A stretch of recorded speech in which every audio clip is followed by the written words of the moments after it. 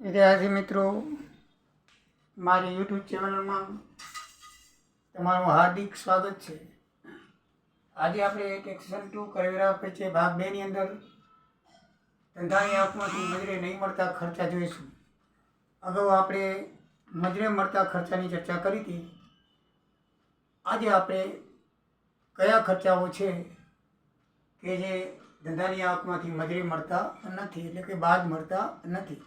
તો મિત્રો, એવા ખર્ચાઓની ચર્ચા કરીએ તો પહેલો છે મૂડી ખર્ચ. મૂડી ખર્ચ છે,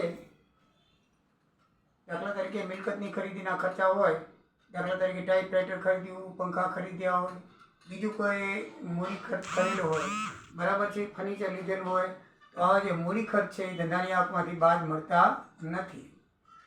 બીજું છે કરદાતાનો અંગત ખર્ચ કે ઉપાડ.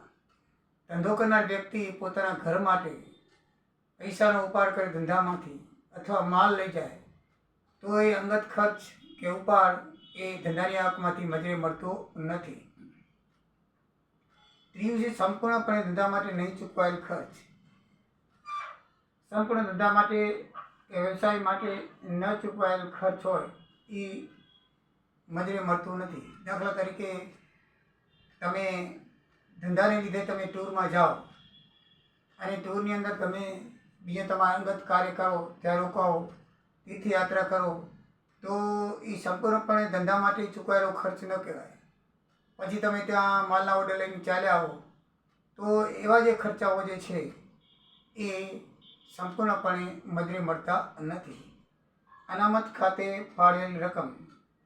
માન્ય નાણાકીય સંસ્થાઓના ખાસ અનામત સિવાયના અનામત માટે ફાળવેલ રકમ એ પણ આવકમાંથી બાદ મળતી નથી. તમે ઘસારા અનામત કે બીજી કોઈ અનામત એવી ઊભી કરો છો તો એવી અનામતો બાદ મળતી નથી. ધંધા માટે આંશિક ઉપયોગમાં લેવામાં આવતા મકાનનો પ્રમાણસર ભાવ. જ્યારે કોઈ મકાનનો ધંધો આંશિક પોતાના માલિકીના મકાનમાં આંશિક ઉપયોગ થતો હોય તો એ મકાનનો પ્રમાણસરનો ખર્ચ છે એ ધંધાની આવકમાંથી મજૂરી મળતો નથી. ઘાલખાદ અનામત. ઘાલખાદ અનામત પણ અથવા કરવેરા માટેની કોઈ પણ જોગવાઈ હોય, ઘાલખાદ અનામત હોય, કરવેરા માટેની કોઈ પણ જોગવાઈ હોય, ભૂતકાળની કોઈ પણ ખોટ હોય, આ એકે પણ આવકના ધંધામાંથી બાદ મળતી નથી. આવકવેરો હોય. મિત્રો, આવકવેરો પોતાના અંગત માટેનો હોય છે, બરાબર છે. દાખલા તરીકે સંપત્તિ વેરો હોય તો આ જે વેરાઓ છે, એસટીટી કે બીએફટી હોય, આ બધા વેરાઓ છે એ અંગત ઉપયોગના છે, એટલે એ પણ ધંધાની આવકમાંથી બાદ મળતા નથી. આ ઉપરાંત તમે ધર્માદા, દાન કે સખાવત કરેલું હોય એ પણ ધંધામાંથી બાદ મળતું નથી. બીજું, બિનધંધાકીય પ્રવૃત્તિની ખોટ હોય, બરાબર છે. બિનધંધાકીય પ્રવૃત્તિની ખોટ એટલે કે તમે જે ધંધો કરતા હોય ને બીજી રીતે કોઈ સટ્ટામાં કે બીજી જુગાડમાં કે તમે કોઈ પણ પ્રકારે પ્રવૃત્તિ કરી હોય એમાં ખોટ ગઈ હોય તો એ ધંધાની આવકમાંથી બાદ મળતી નથી.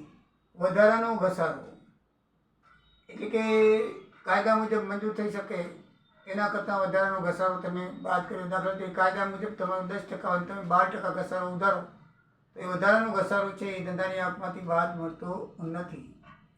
જેના પર કર કપાતો નથી કે ચૂકવાયો નથી એવા વ્યાજ, પગાર, પ્રોવિડન્ટ ફંડ વગેરે ભારત બહાર ચૂકવાયા હોય તો એનું પણ તમને આવકમાંથી બાદ મળતું નથી. કર્મચારીઓનું પ્રોવિડન્ટ ફંડ આવે છે, પીએફ કહેવાય છે એને, અને પગાર છે, વ્યાજ છે, એના ઉપર કર કપાતો નથી. અને જે ભારત બહાર ચૂકવાય છે, આપણો કંપનીનો કર્મચારી ભારતની બહાર નોકરી કરે છે તો પગાર તો અહીંથી ચૂકવવામાં આવશે.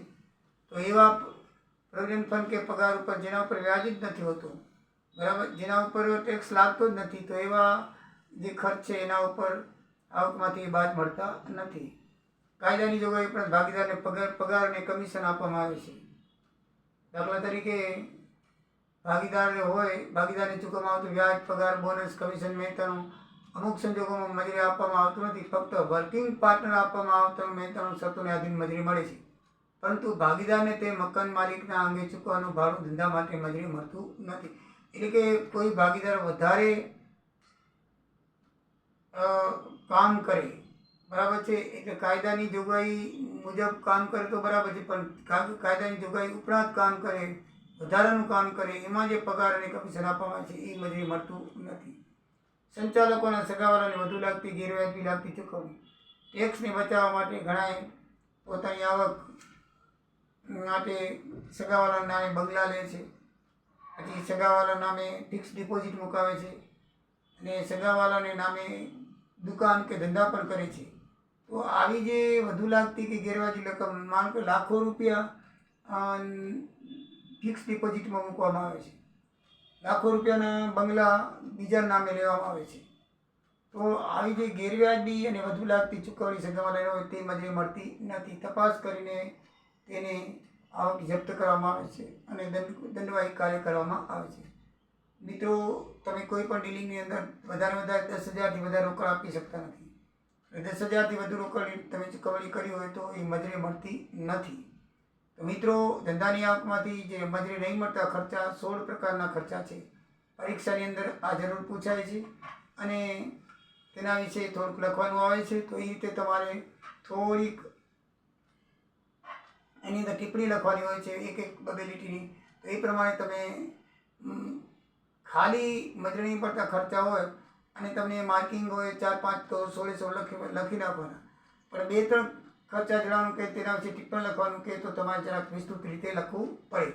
તો મિત્રો, આ હતી ધંધાની આવકમાંથી મજૂરી નહીં મળતા ખર્ચા. નેક્સ્ટ વિડીયોમાં આપણે હવે તેના ઉદાહરણ જોઈશું. તો વિડીયો ગમ્યો હોય તો લાઈક કરશો અને તમારા મિત્રોને ફોરવર્ડ કરજો. જય સિયારામ, જય દ્વારિકાધીશ.